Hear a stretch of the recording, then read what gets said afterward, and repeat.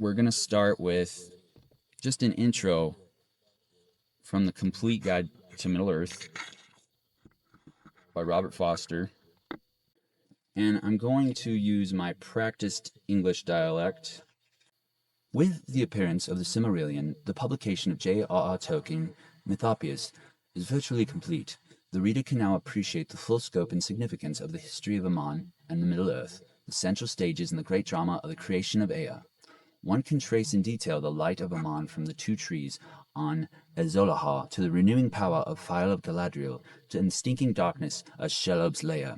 The terror felt there by Sam Gamgee is better understood after reading of the unlight of Ungoliant, and Boromir's desire for the ring can be seen as a wisp of the shadow of Melkor, who lusted after light but created only darkness. Not only do great conflicts between East and West, from the First War and the Battle of the Powers of the Battle of Fornost and the War of the Ring, reveal the nature of good and evil and the immeasurable compassion of Ilúvatar, but also the identity of the forces that intervene to give victory to the good suggests the progressive freeing of man from the influence of both Valar and demons to work out his own destiny, known to Ilúvatar alone.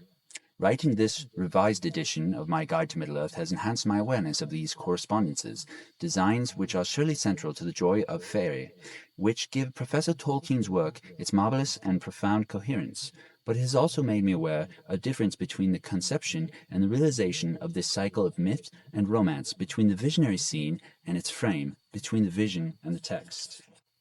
I'm going to read now from Master of Middle-earth by Paul H. Cocker about Aragorn, Chapter 6. In his essay on fairy stories, Tolkien takes pains to make the point that most good fairy stories are not stories about fairies, but about the adventures of men in the perilous realm.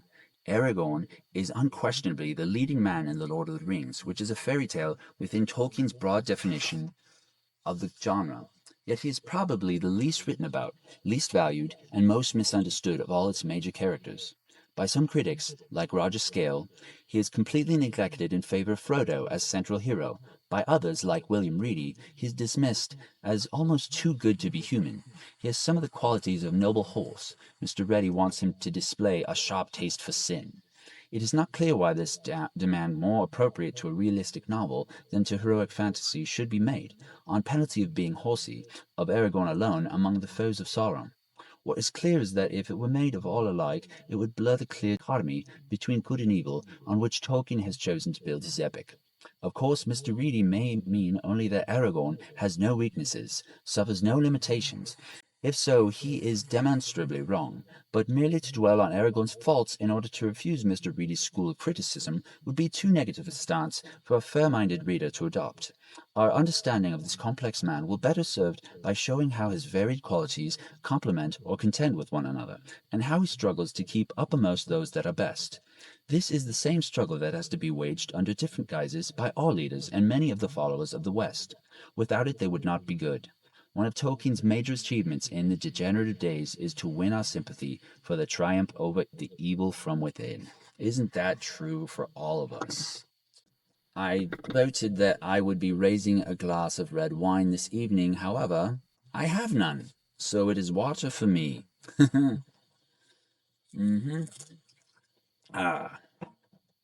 On to the next. Tolkien, A Look Behind the Lord of the Rings. A delightful in-depth exploration of Tolkien's classic trilogy by Lynn Carter. Okay, let's see what old Lynn has to say. A visit. Oh, this might be it. Yes, this is it. Okay, from the authorized biography of the creator of The Hobbit, The Lord of the Rings, and The Silmarillion, Tolkien Humphrey Carpenter. It is mid-morning on a spring day in 1967. I have driven from the centre of Oxford, over Magdalen Bridge, along the London Road, and up a hill into the respectable but dull suburb of Headington, near a large private school for girls. I turn left into Sandfield Road, a residential street of two-story brick houses, each with its tidy front garden. Number 76 is a long way down the road. The house is painted white and is partially screened by a tall fence, a hedge, and overhanging trees. I park the car, open the arched gate, go up to the short path between rose bushes, and ring the front doorbell. For a long time there's silence, except for the rumble of distant traffic on the main road. I'm beginning to think of ringing again, or of turning away when the door is opened by Professor Tolkien. He's slightly smaller than I expected. Tallness is a quality of which he makes much in his books, so it is a little surprising to see he himself is slightly less than the average height. Not much, but just enough to be noticeable. I introduce myself, and since I made the appointment in advance and am expected, the quizzical and somewhat defensive look that first met me is replaced by a smile. My hand is offered, and my own is firmly grasped.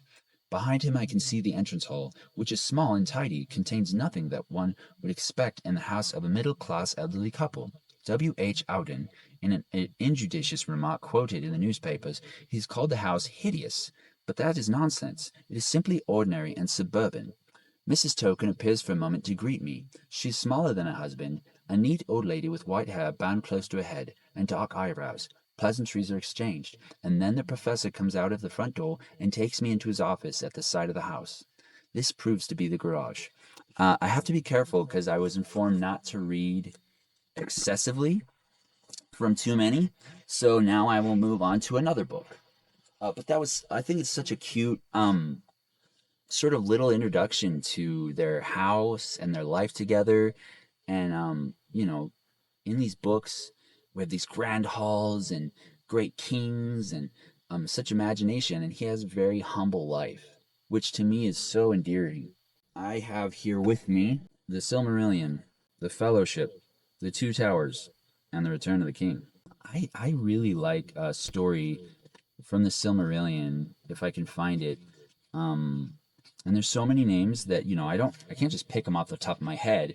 I reference the work, and I believe it's the story of Beor. It's the romance. Well, this. Let's do this of the sun and moon and the hiding of Valinor, 98, because tonight is a full moon, and that might be more appropriate for this evening. So let's do that. Chapter 11 of the Sun and the Moon and the Hiding of the Valinor. It is told that after the flight of Melkor, the Valar sat long unmoved upon their thrones in the Ring of Doom. But they were not idle, as Feanor declared in folly of his heart. For the Valar may work many things with thought rather than with hands, and without voices and silence they may hold counsel with one another. Thus they held vigil in the night of Valinor, and the thoughts passed back beyond Ea, and forth to the end. Yet neither power nor wisdom assuaged their grief, and the knowing of evil in the hour of its being. And they mourn not more the death of the trees than for the marring of Feanor, of the works of Melkor, of one of the most evil. For Feanor was made the mightiest in all parts of body and mind, in valor, in endurance, in beauty, in understanding, in skill, in strength, in subtlety alike, of all children of Ilúvatar. And a bright flame was in him, the works of wonder for the glory of Arda, that he might otherwise have wrought only Manwë might in some measure conceive. And it was told by Vanya, who held vigil with the Valar, that when the messengers declared to Manwë the answers of Feanor to his heralds, Manwë wept and bowed his head. But at the last word of Feanor, that at the least that Noldor should do deeds to live in song forever, he raised his head, as one that hears a far-off voice, and said, So shall it be. Dear bought those songs shall be accounted, and yet shall be well bought, for the price could be no other. Thus even as Eru spoke to us all, shall beauty not before conceived be brought into Ea, and evil yet be good to have been. But Mandos said, And yet remain evil, to me shall Feanor come soon. So this takes a bit of understanding to know all these characters. Manwë is essentially like king of the earth, to my understanding. And he's hearing about these works, and he's crying because they're good people and they deserve good things. But the Valar have separated themselves willingly from the rest of the earth, due to Malkor, essentially, and evil, which is interesting because Eru, or God, created Malkor. And, it's not that he unleashed him, but he didn't restrain him. Very much akin to our own reality. Now on to the Fellowship. Oh, the Fellowship brings me such joy. It really does. But I'm looking at the chapter headings, and we'll see which ones. Concerning hobbits. Nah, that's the prologue. The Fellowship of the Ring. A long expected party. Oh, come on, let's just read it. And once again, raising a glass to all of you. Cheers to Professor Tolkien, to the Tolkien family, to all of the cast of Lord of the Rings. So much love, so much joy has been brought by this work to the world, and I hope it continues on forevermore. Cheers, Slanje, Kampai, and salute. Here we go. When Mr. Bilbo Baggins of Bag End announced that he would shortly be celebrating his 11th birthday with a party of special magnificence, there was much talk and excitement in Hobbiton. Bilbo was very rich and very peculiar, and he'd been a wonder of the Shire for 60 years, ever since his remarkable disappearance and unexpected return. The riches he had brought back from his travels had now become a local legend, and it was popularly believed, whatever the old folk might say, that the hill at Bag End was full of tunnels stuffed with treasure, and if that was not enough for fame, there was also prolonged vigor and marvel at.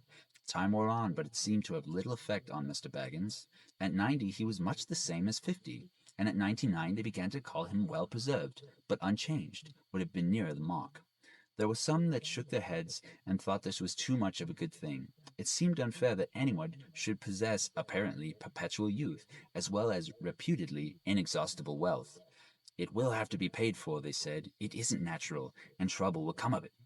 But so far trouble had not come, and as Mr. Baggins was generous with his money, most people were willing to forgive him his oddities and his good fortune.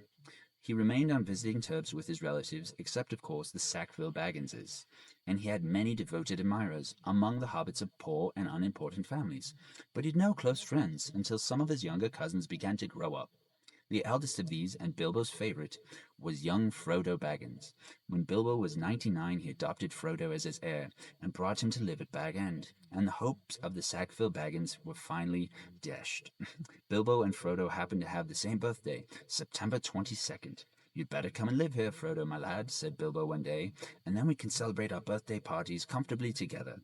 At that time, Frodo was still in his tweens, as the hobbits called the irresistible 20s between childhood and the coming of age at 33. 33, what a significant number. The Earth Savior, as we call him, perished at 33. But this is just the start, for young Frodo. And we will remember Tolkien and Bilbo and the adventures forever. It's funny because I seem to have misplaced The Hobbit, but I think that's where I'm going to call it for tonight. Happy birthday, Professor Tolkien. The Professor, raise a glass. Cheers.